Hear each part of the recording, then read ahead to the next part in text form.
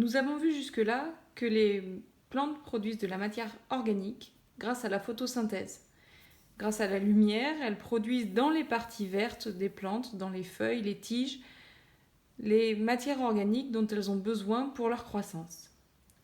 Le seul problème, c'est que l'hiver, ces parties vertes disparaissent et il ne reste généralement que des parties souterraines ou des parties non vertes qui ne peuvent pas donc réaliser la photosynthèse, mis à part quelques exemples particuliers.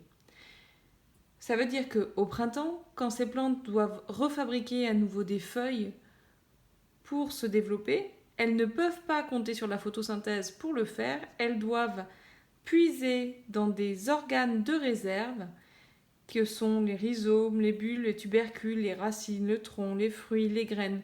Tous ces organes-là ont stocké de la matière organique pour pouvoir démarrer une croissance après la mauvaise saison. Dans le défi 6, l'objectif est de déterminer la nature des substances mises en réserve, c'est-à-dire de savoir quels sont les types de matière organique qui ont été stockés dans les organes de réserve que l'on vient de citer précédemment. Ces types de matières peuvent être les sucres simples ou complexes, c'est-à-dire les glucides, les lipides ou les protéines. Ces substances-là, vous les avez déjà vues en 6e, ce sont les constituants de la matière organique. Pour savoir quel est le type de réserve présente dans un organe, on peut réaliser des tests. Ce tableau doit vous rappeler quelque chose, vous l'avez eu lors d'une petite évaluation à reconstruire. Ces tests, donc, sont les tests à la liqueur de Fehling, à l'eau iodée, à la tache grasse ou au biurée. Ces tests, en fonction de la couleur ou de l'observation que l'on voit, on peut savoir s'ils sont négatifs ou positifs. Positif signifie qu'ils contiennent la matière organique, négatif signifie qu'ils ne la contiennent pas.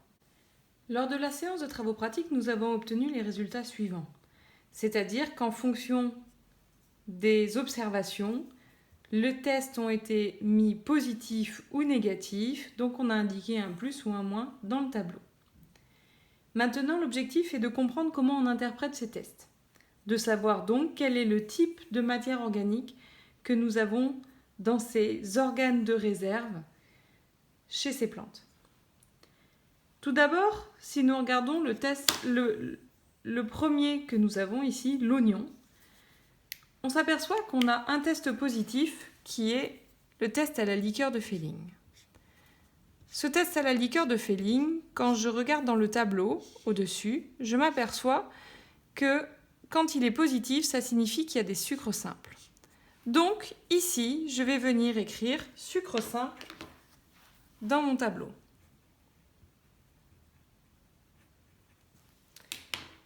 Dans cette ligne, je n'ai aucun autre test positif, ça veut dire que l'oignon ne contient que des sucres simples comme matière organique mise en réserve.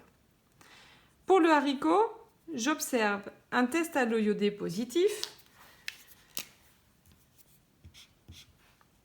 Donc je vais regarder dans le tableau au-dessus et je vois que le test à l'eau iodée, ça me dit que j'ai de l'amidon.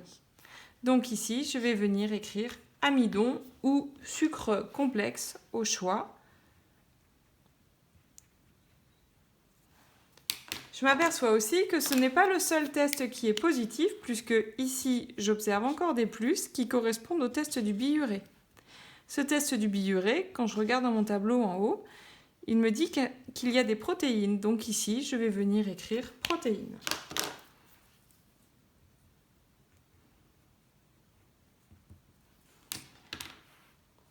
Donc le haricot contient de l'amidon et des protéines comme type de matière organique mise en réserve. Pour la banane, j'observe un test positif à la liqueur de Fehling et un test positif à l'eau iodée.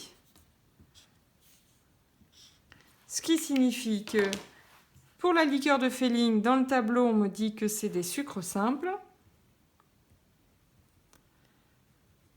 Et pour l'eau iodée, on me dit que dans le tableau, c'est de l'amidon. Je passe ensuite au cerneau de noix, à ma demi-noix. J'observe ici un test positif à la tache grasse. Donc, je vais regarder dans le tableau. Le test à la tache grasse m'indique que j'ai des lipides. Donc ici, je vais venir écrire lipides.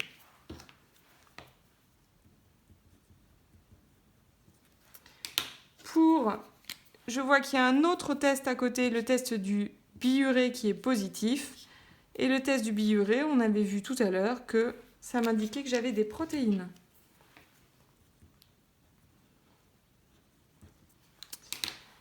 Puis ensuite, j'observe que ce soit pour la carotte ou pour la pomme de terre, le test de la liqueur de Fehling réagit.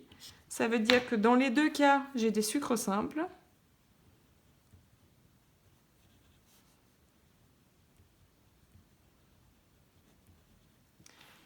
Et je m'aperçois que pour la pomme de terre, j'ai un test à l'eau iodée positif.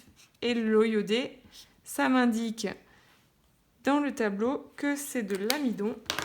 Donc j'ai aussi de l'amidon pour la pomme de terre.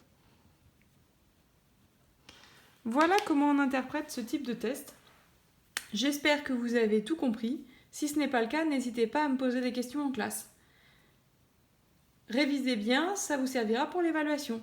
Merci, à bientôt.